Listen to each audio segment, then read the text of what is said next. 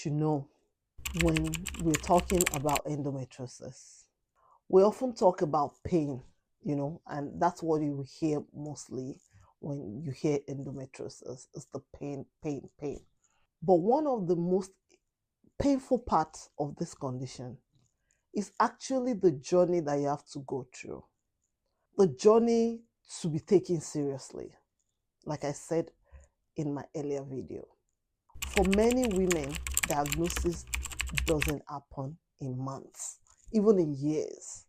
It happens after about, the minimum is 5 years, because doctors are, trying to figure out, trying to rule out one issue or the other, one condition or the other, sending you for tests here and there.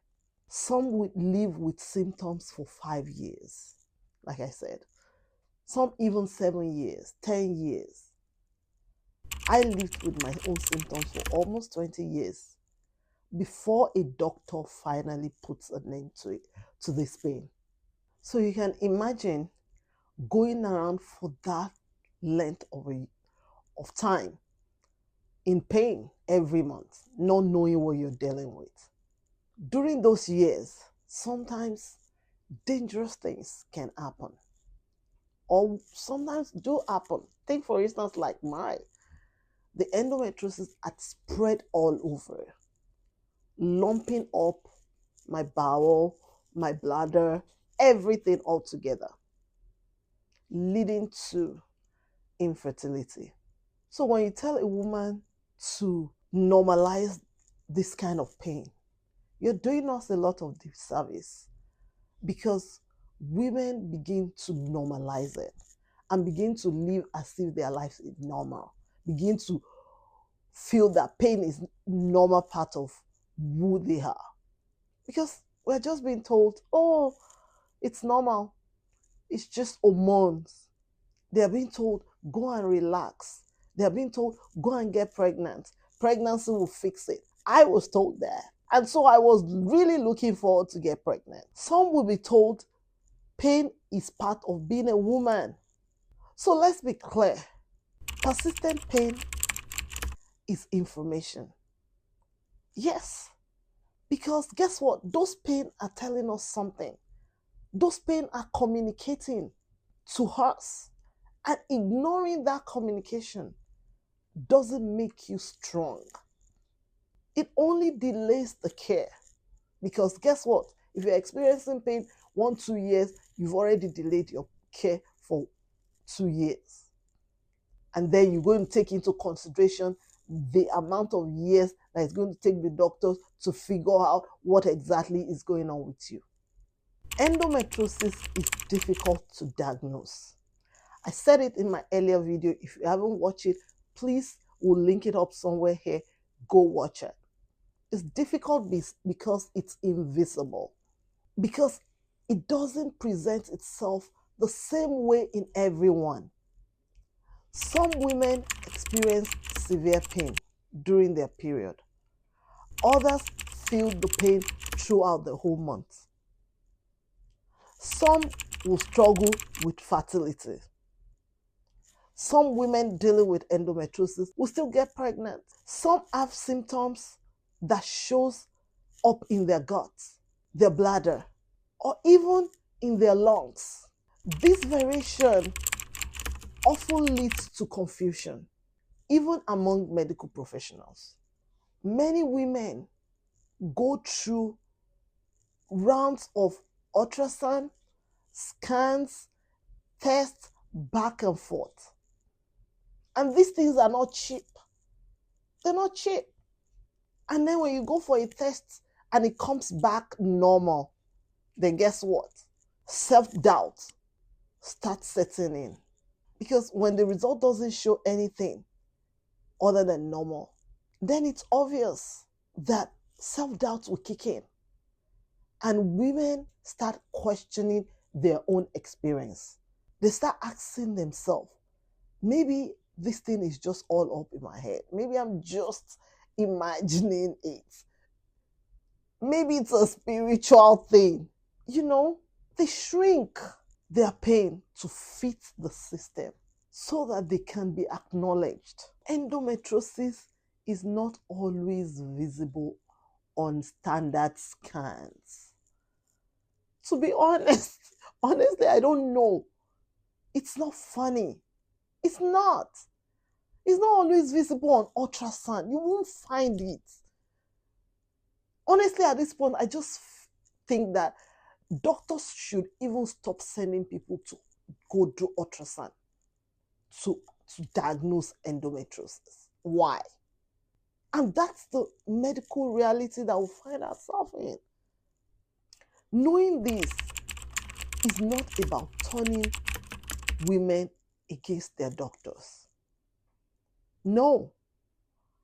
It's about giving them the language, giving us the language that we need, giving us the clarity, giving us the confidence when we're navigating these health issues.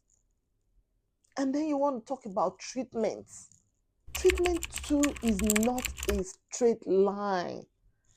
What works for me might not work for you. What works for you might not work for me. There is no universal solution to this condition. Some women manage their symptoms with medication. Some will explore hormonal options. Some will try surgery. And by the way, let me put this in. Surgery doesn't cure it permanently. No.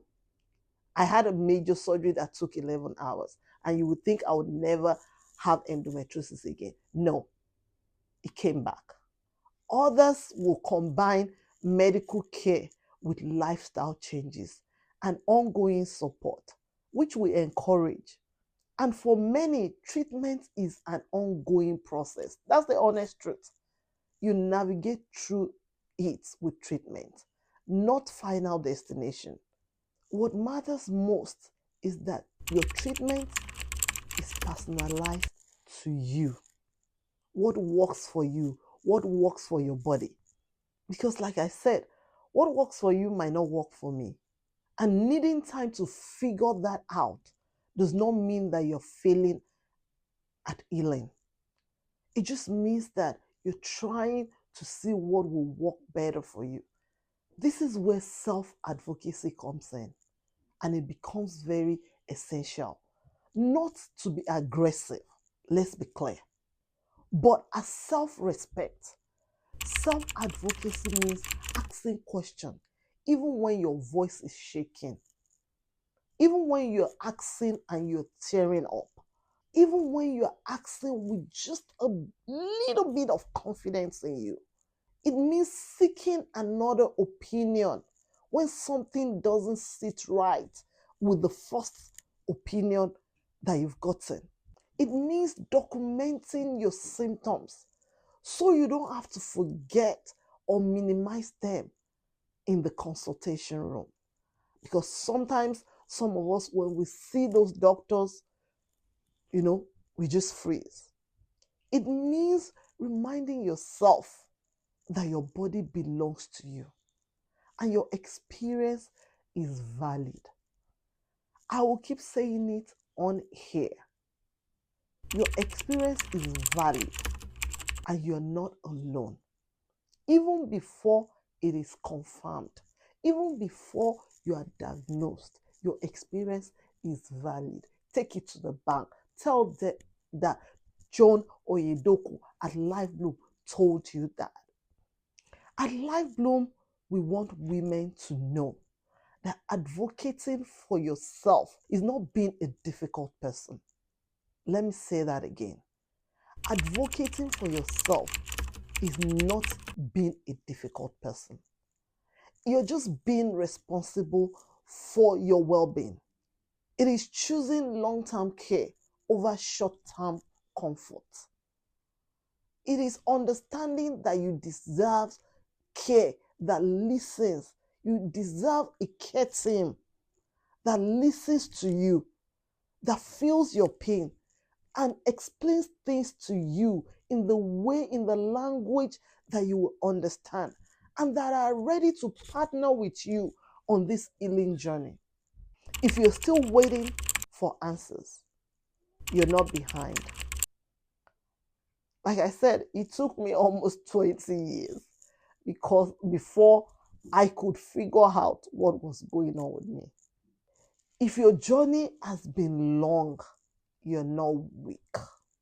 If you're tired of explaining yourself, you're exhausted making excuses about your pain, or if you are supporting someone on this journey, sometimes the most powerful thing you can do is to simply believe them, to be honest.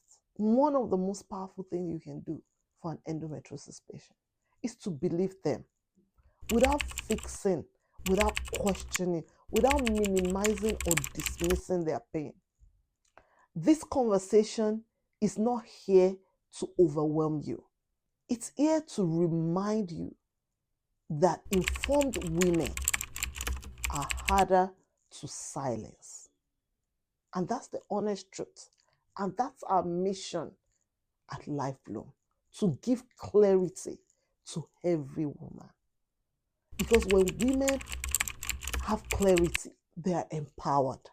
And when they are empowered, they will seek help, they will speak up, they will ask questions. If you have ever had to push through to be hard in a medical space, you're welcome to share your experience. We want to know, what was your experience like? Share your story. Maybe someone else will feel less alone. Someone else will learn from your story, and they will be encouraged to go out and seek help and speak up and self-advocate for themselves. This is why we're here, to lean on each other, to learn from each other. Again, like I usually say, don't forget to subscribe if you have not done so. Help us to share this information. We have thousands and millions of people dealing with endometriosis pain every day. And we are about to change the narrative. That pain is not normal. Women are not born to experience pain or to live in silence with their pain. So help us share this video, subscribe to our YouTube channel, follow us on all our social media platforms, give us a thumbs up, put on your notification button so that when we drop another video, you'll be the first to be notified. Thank you all so much for listening. Bye and God bless.